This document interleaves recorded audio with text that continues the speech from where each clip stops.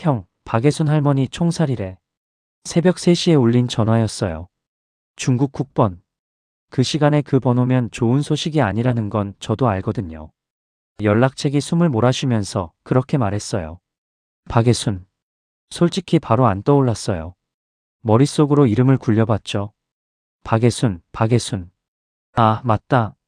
아들이 먼저 한국에 와 있던 그 할머니. 아들이 어머니만 모시고 와주세요. 제발요라고 했던. 근데 같은 시기에 더 큰 건이 있었어요. 저는 그쪽을 먼저 했고 할머니한테는 다음 달에 해드릴게요라고 했거든요. 다음 달은 안 왔죠. 그 할머니한테는. 기다리다 못한 할머니가 다른 브로커를 통해 넘으려다 잡힌 거예요. 그리고 총살. 전화를 끊고 나서 옆에 있던 핸드폰을 봤어요. 송금 완료 알림이 떠 있더라고요. 어머니한테 보낸 돈. 저는 그 화면을 보면서 생각했어요. 꺼야 하나 말아야 하나. 할머니 걱정이 아니라 화면을 꺼야 하나 말아야 하나를 고민하고 있었어요. 그게 저였습니다. 더 무서운 건요, 박예순이라는 이름. 전화 받기 전까지 까먹고 있었다는 거예요. 분명 들었거든요. 의뢰 들어왔을 때 이름도 듣고 나이도 듣고 아들 이름도 다 들었어요. 근데 지금 떠오르는 건 그 할머니 건의 금액이에요. 2천만 원. 그리고 제가 대신 고른 건이 5천만 원이었다는 것.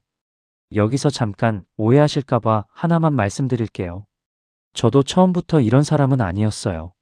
이 채널 보시는 분들은 탈북자 사연 많이 들으셨잖아요. 국경 넘다 죽을 뻔한 이야기, 배고파서 풀 뜯어먹은 이야기. 저도 그런 사람 중 하나였거든요. 어머니 약값 때문에 강 건넌 사람. 나만 와서 공장에서 나사 조이던 사람. 근데 어떻게 여기까지 왔는지 한번 들어보시겠어요? 해산이라는 동네를 아세요? 양강도 끝자락, 압록강 건너면 바로 중국이에요. 밤에 강변에 서면 저쪽 불빛이 보여요. 중국 창바이 시내 불빛. 우리 동네는 정전이라 깜깜한데 강 하나 건너면 세상이 환하거든요. 어릴 때부터 그걸 보고 자랐어요. 그게 뭔지는 몰랐지만 저쪽이 다른 세상이라는 건 알았죠. 아버지는 제가 14살 때 돌아가셨어요. 광산에서 일하다가 폐가 망가진 거예요. 약이 없었어요. 정확히는 약은 있었는데 돈이 없었죠. 장마당에 가면 중국산 항생제가 있거든요. 한 알에 5천 원. 아버지한테 필요한 건 하루 세 알이었고 우리 집에는 한 알 살 돈도 없었어요. 아버지가 죽고 나서 집안의 남자는 저 하나였어요. 어머니, 여동생 수진이, 그리고 저. 14살짜리 가장. 가장이라고 해봤자 할 수 있는 건 별로 없었지만 적어도 강은 건널 줄 알았어요. 해산 애들은 다 그래요. 겨울에 강이 얼면 건너서 중국 쪽에서 이것저것 가져오는 거 동네 형들한테 배웠거든요. 16대 처음 건넜어요. 설탕 2봉지 가져와서 장마당에 팔았죠. 그게 시작이었어요. 그러니까 저한테 국경이란 건 목숨 거는 거창한 게 아니었어요. 그냥 돈 벌러 가는 길이었죠. 24살이 됐을 때 어머니가 쓰러졌어요. 아버지랑 똑같았어요. 기침이 멈추지 않고 숨소리가 거칠어지고 이번에는 진짜 무서웠어요. 아버지 때 그 과정을 이미 봤으니까. 약 없으면 어떻게 되는지 아니까. 중국 쪽 아는 사람한테 연락했어요. 돈 벌 수 있는 일이 있냐고. 이때요. 공사판에서 3개월만 일하면 한 300만 원 정도 된다고. 중국 돈으로요.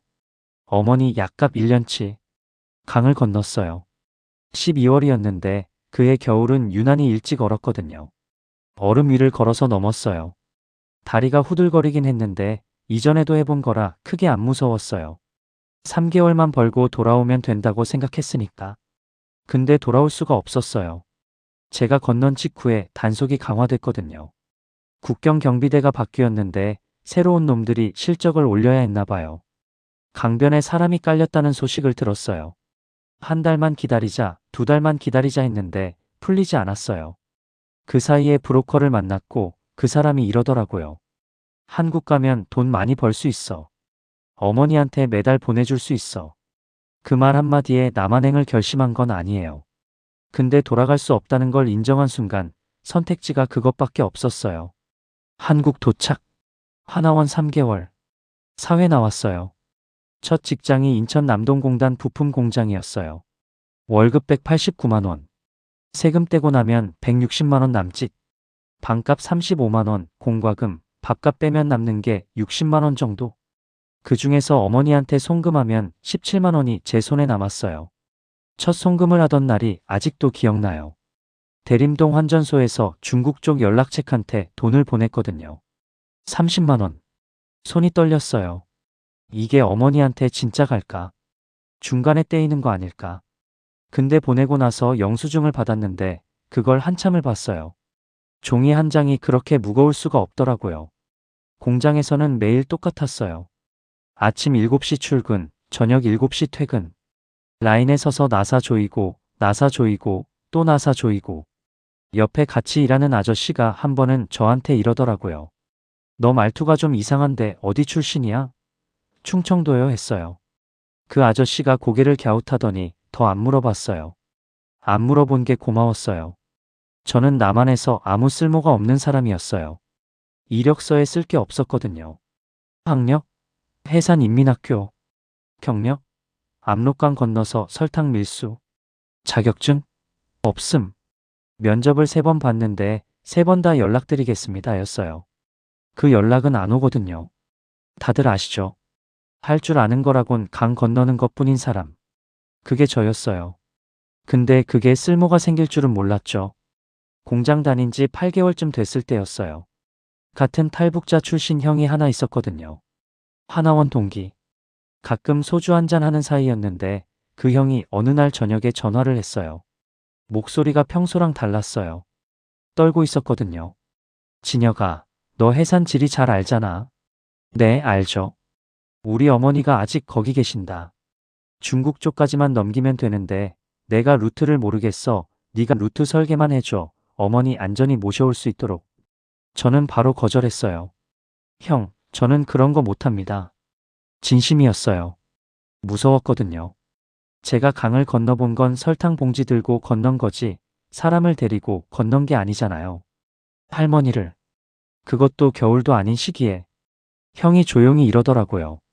루트 설계 비용만 200만 원 따로 줄게. 200만 원. 공장 월급 2달치를 조금 넘는 돈.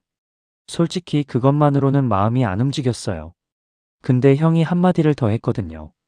너도 어머니한테 돈 보내야 하잖아. 매달 30만 원씩 보내면서 언제 약값 다 되겠어. 그 말이 박혔어요. 맞았으니까. 매달 30만 원 보내봤자 어머니 약값엔 턱없이 부족하다는 거 저도 알고 있었거든요. 밤마다 계산했어요. 이 속도면 3년을 보내야 1년치 약값이라는 거. 형네 어머니 거는 생각보다 단순했어요. 해산 쪽 지형은 제가 눈 감고도 그릴 수 있으니까. 어디서 강폭이 좁아지는지, 어디 경비가 허술한지, 중국 쪽 건너서 어디로 빠져야 하는지. 중국에 아는 사람한테 연락해서 픽업 장소 잡고 북쪽에는 형이 연결해 놓은 사람한테 설계 서류와 날짜를 넘겼어요. 저는 직접 안 갔어요. 갈 수도 없었고요. 전화 3통이 전부였어요. 북쪽 연락책한테 1통, 중국 쪽 픽업한테 1통, 형한테 1통. 됐습니다. 2주 뒤에 형네 어머니가 중국에 도착했고 거기서 루트 타고 1달 반 만에 한국에 들어왔어요. 인천공항이었거든요. 형이 마중 나갔는데 저도 같이 갔어요. 왜 갔는지는 모르겠어요. 그냥 보고 싶었던 것 같아요. 내가 한 일의 결과를. 게이트에서 할머니가 나왔을 때 형이 뛰어가더라고요. 35살 먹은 남자가 공항 한가운데서 엉엉 울었어요. 할머니는 아들 얼굴을 두 손으로 감싸면서 아이고. 이게 누구야 아이고 하는데 그 목소리가 우리 어머니 목소리랑 비슷하더라고요. 억양이 같으니까. 해산 사람이니까. 저는 기둥 뒤에 서서 봤어요. 아무도 저를 안 쳐다봤고요. 근데 그때 느낀 게 뭐였냐면 이걸 뭐라고 해야 할까요? 공장에서 나사 12시간 조이면서는 한 번도 느껴본 적 없는 거였어요. 내가 이걸 해냈다는 것. 전화 3통으로. 그때 할머니가 고개를 돌려서 저를 봤어요. 형이 뭐라고 말했나 봐요. 할머니가 절뚝거리면서 저한테 와서 두 손을 잡더니 총각 고맙수다. 이 은혜를 어떻게 갚을까? 해산 말투 그대로요. 그날 밤에 형이 약속대로 200만 원을 줬어요. 통장에 찍힌 숫자를 보면서 생각했어요. 공장에서는 이 돈 벌려면 45일을 나사 조여야 하는데 나는 전화 3통으로 벌었다. 그리고 사람 하나를 살렸다. 돈도 벌고 사람도 살리고 내가 할 수 있는 일을 찾은 거야. 세 겹으로 보상이 온 거예요. 돈, 감동, 능력 확인. 이 세 개가 동시에 오면 사람이 어떻게 되는지 아세요? 멈출 수가 없어요. 입소문이라는 게 무서워요. 첫 건이 끝나고 한 달쯤 지났을 때 연락이 왔어요. 형 소개로. 해산 쪽 루트 아는 사람 있다면서요. 두 번째 건이었죠. 이번에는 400만 원이었어요. 남편과 먼저 한국에 와 있는 여자분이었는데 시어머니를 모시고 와달라고. 구조는 똑같았어요. 북쪽 연락책, 중국 쪽 픽업, 전화 몇 통. 성공. 세 번째는 500만 원. 네 번째는 450만 원. 공장은 계속 다녔어요. 낮에는 나사 조이고 퇴근하면 전화기 두 대를 꺼내는 거예요. 하나는 제 폰, 하나는 브로커용 폰. 두세 개를 사는 거죠. 공장에서는 말없는 조용한 탈북자, 밤에는 사람 목숨이 왔다 갔다 하는 전화를 받는 사람. 이상한 점이 하나 있었어요. 공장에서 나사 조일 때는 하루가 안 갔거든요. 시계 보고 또 보고 또 보고. 근데 밤에 일할 때는 시간이 사라졌어요. 새벽 3시에 벌써 이 시간이야? 하면서 놀란 적이 한두 번이 아니에요. 사람이 자기가 잘하는 일을 할 때 시간 가는 줄 모른다고 하잖아요. 저한테는 이게 그거였어요. 매달 어머니한테 보내는 돈이 30만 원에서 100만 원이 됐고 100만 원에서 200만 원이 됐어요. 중국 쪽 연락책이 어머니 약 잘 받으셨다고 전해줄 때마다 됐다. 이러면 되는 거다 싶었죠. 그리고 저한테 이런 생각이 들기 시작했어요. 나는 좋은 일을 하고 있다. 불법이죠. 알아요. 근데 그 사람들이 저 아니면 어떻게 나옵니까? 선교단체? 몇 년을 기다려야 해요. 외교 채널? 그런 거 없어요. 브로커밖에 없는 거예요. 그리고 그 브로커 중에 해산 지리를 저만큼 아는 사람은 없었거든요. 8번째 건이었어요. 여기서 처음 꼬였어요. 의뢰가 2개가 동시에 들어왔거든요. 하나는 사업가였어요. 40대 남자 혼자. 1,500만 원. 다른 하나는 모녀였어요. 어머니 47, 딸 22. 아버지가 먼저 한국에 와 있었는데 둘을 같이 빼달라고. 금액은 같았어요. 1,500만 원. 돈은 똑같아요.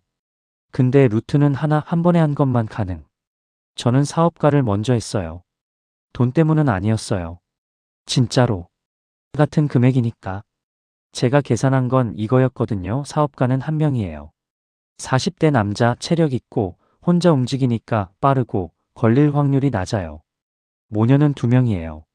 동시에 움직여야 하고 어머니가 47이면 체력 문제도 있고 딸이 22이면 젊은 여자라 눈에 띄어요. 리스크가 2배예요. 안전한 쪽을 먼저 하고 다음 달에 모녀를 하면 되는 거죠. 합리적이잖아요. 사업가는 보름 만에 나왔어요. 깔끔했어요. 한국 도착해서 저한테 전화로 감사합니다. 선생님 한마디. 담백하더라고요. 일 잘 된 느낌. 1,500만 원 입금 확인. 다음 건 준비하면 되는 거예요. 다음 달에 모녀를 빼내려고 했어요. 연락을 넣었는데 북쪽 연락책이 이러더라고요. 딸은 잡혔어. 국경 근처에서 돌아다니다가 보안원한테 걸렸대. 어머니는요? 어머니는 중국 쪽에 넘어가 있었는데 딸이 잡혔다는 소식 듣고 돌아가려다가 연락이 끊겼어. 행방불명. 어머니도 딸도. 한국에서 기다리던 아버지한테 전화해야 했어요. 그게 제일 힘들었어요. 전화를 3번 끊었다가 다시 걸었거든요. 지금 상황이 좀 복잡해졌습니다. 따님이. 거기서 아버지 목소리가 끊겼어요. 소리도 안 나더라고요. 한참 있다가 네 한마디. 그게 전부. 저는 그날 밤에 천장을 보면서 생각했어요. 내가 모녀를 먼저 했으면 2명이 나왔을 거야. 사업가는 40대 남자니까 한 달 더 기다릴 수 있었을 거고. 근데 나는 리스크를 계산해서 1명을 먼저 뺐고 결과적으로 2명을 잃었어. 그러니까 제가 한 건 사람을 숫자로 본 거였어요. 1명 대 2명. 리스크 낮은 쪽 대 높은 쪽. 그걸 합리적이라고 불렀던 거고. 근데 그날 밤에 그 생각이 든 건 5분이었어요. 5분 지나니까 이런 생각이 들더라고요. 루트가 하나였고 내가 할 수 있는 최선이었고 어차피 모녀를 먼저 했어도 사업가가 위험해졌을 수 있고. 맞는 말이에요. 다 맞는 말이에요. 5분이면 충분했어요. 합리화하는데 모녀건 이후로 열흘 정도 전화기를 꺼놨어요. 열하루째 되는 날 켰어요. 부재중 전화가 14통이더라고요. 의뢰문의. 저를 찾는 사람이 14명이었다는 거예요. 전화기를 끄고 있는 동안에도 세상은 돌아가고 있었고 강을 건너고 싶은 사람은 줄지 않았던 거죠. 그때 깨달았어요. 내가 안 하면 이 사람들이 더 위험한 브로커한테 간다. 모녀처럼 내가 멈추는 게 답이 아니라 더 잘하는 게 답이다. 그렇게 정리되니까 편하더라고요. 공장을 그만뒀어요. 한 1년 다녔나? 마지막 날 사물함 비우는데 옆자리 아저씨가 야 어디 좋은데 가냐 하더라고요. 네, 뭐 좀 하려고요. 그 아저씨는 제가 뭘 하는 사람인지 끝까지 몰랐어요. 충청도 출신인 줄도 아직 알고 있을 거예요. 혼자서는 한계가 있었거든요. 전화 세 통으로 시작했지만 건수가 늘면 루트가 더 필요하고 루트가 늘면 중국 쪽 인력이 더 필요해요. 그때 중국 쪽에서 연락이 왔어요. 조선족 브로커 네트워크. 쉽게 말하면 조직이죠. 같이 하자. 내가 한국 쪽 의뢰를 받고 우리가 현장을 굴리고 수익을 나누자. 손잡았어요. 새벽 부업이 본업이 된 거예요. 달라진 게 있었어요. 제가 직접 루트를 짜지 않아도 됐어요. 전화 한 통이면 조직이 알아서 움직였거든요. 저는 한국에서 의뢰를 받고 돈을 받고 중국 쪽에 넘기는 중간 관리자가 된 거예요. 손이 깨끗해진 거죠. 물리적으로는 가격이 올랐어요. 처음에 200만 원이었잖아요. 형 어머니 건. 그게 1,500만 원이 됐고 이제는 3천만 원이 됐어요. 이유요? 중국 공안이 안면인식 CCTV를 깔기 시작했거든요. 단속이 세져서 현장 인력이 위험 수당을 올렸고 루트를 우회해야 하니까 이동 비용도 뛰었고 저는 가격표를 바꿨어요. 당연한 거죠. 위험이 올라갔으니 가격도 올라가는 거 시장 논리잖아요. 시장 논리. 사람 목숨한테 시장 논리를 갖다 붙이기 시작한 게 이때였어요. 근데 그때는 그게 이상한 줄 몰랐거든요. 3천만 원이 5천만 원이 됐어요. 북에서 바로 빼는 건 8천이요. 제가 그 말을 처음 했을 때 입에서 그냥 나왔어요. 숫자가 커졌다는 것보다 제가 무서웠던 건 그 숫자를 말할 때 아무 감정이 없었다는 거예요. 200만 원 받을 때는 손이 떨렸거든요. 8천만 원을 말할 때는 떨리지 않았어요. 돈 없는 사람은 자연스럽게 걸러졌어요. 제가 걸은 게 아니에요. 시스템이 걸은 거죠. 가격을 못 맞추면 의뢰가 안 들어오는 거고 의뢰가 안 들어오면 제 전화기는 안 울리는 거고 저는 울리는 전화만 받으면 되는 거예요. 그때쯤 한 번은 이런 전화가 왔어요. 여자분이었는데 울면서 어머니를 모시고 오고 싶은데 돈이 1,200만 원밖에 없다고. 저는 이렇게 말했어요. 죄송합니다. 지금 시세가 그렇게는 안 됩니다. 돈을 좀 더 마련하시고 다시 연락 주세요. 끊고 나서 아무 생각이 안 들었어요. 예전 같았으면 그래도 한참 생각은 했을 거거든요. 5분이라도. 근데 이제 5분도 안 걸렸어요. 0분이었어요. 그 즈음에 수진이한테서 연락이 왔어요. 여동생. 중국 쪽 연락책을 통해 음성 메시지를 보내온 건데 녹음 상태가 엉망이었거든요. 잡음 사이로 수진이 목소리가 끊겨 들렸어요. 오빠 어머니 수술 받았어. 오빠가 보내준 돈으로. 의사 선생님이 이제 괜찮을 거래. 3번 돌려들었어요. 어머니가 괜찮다? 내가 보낸 돈으로. 그날 밤에 소주를 한잔 했어요. 혼자. 근데 슬프지 않았어요. 뭐랄까 됐다 싶었어요. 이게 아니면 어머니가 어떻게 수술을 받았겠어요.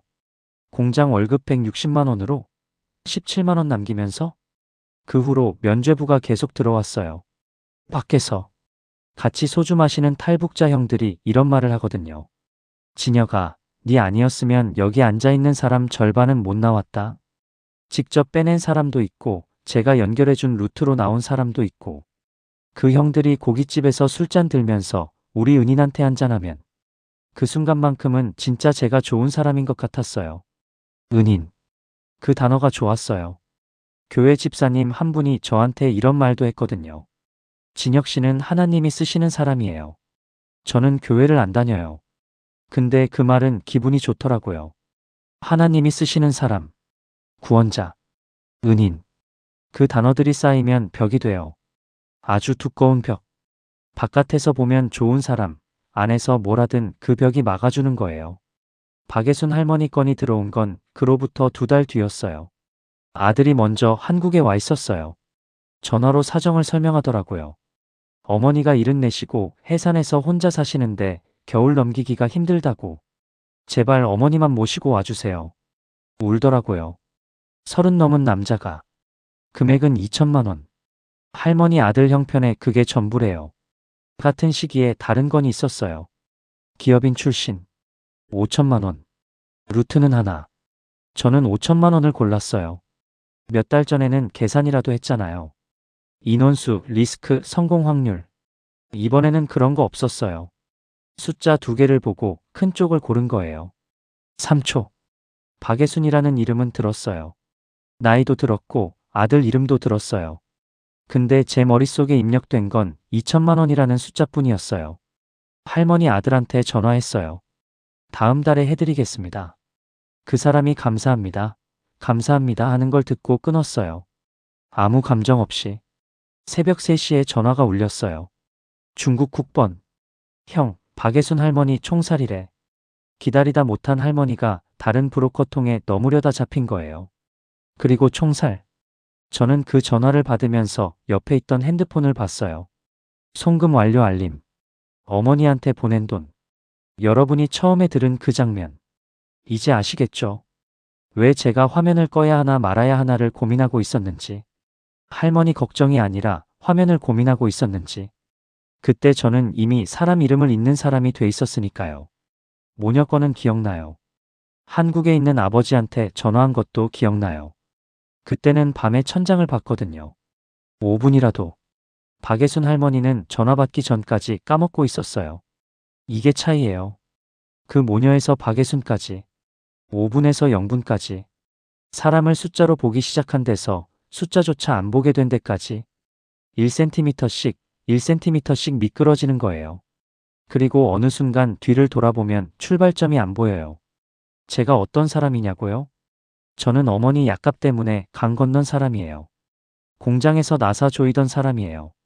형네 어머니가 공항에서 총각 고맙수다 했을 때 기둥 뒤에서 눈물 참은 사람이에요. 근데 그 사람이 또 박예순이라는 이름을 까먹은 사람이에요. 저는 나쁜 사람이 아닙니다. 저는 그냥 할 수 있는 일을 했을 뿐입니다. 이게 다 맞는 말인지 아닌지 그건 여러분이 판단하실 일이에요. 저는 모르겠어요. 진짜로. 오늘 이야기를 끝까지 들어주셔서 감사합니다. 분단의 이야기들은 앞으로도 쉽게 들을 수 없지만 누군가는 전해야 할 이야기들을 가져오겠습니다. 구독과 좋아요는 이 이야기들이 더 많은 분들께 닿는데 큰 힘이 됩니다.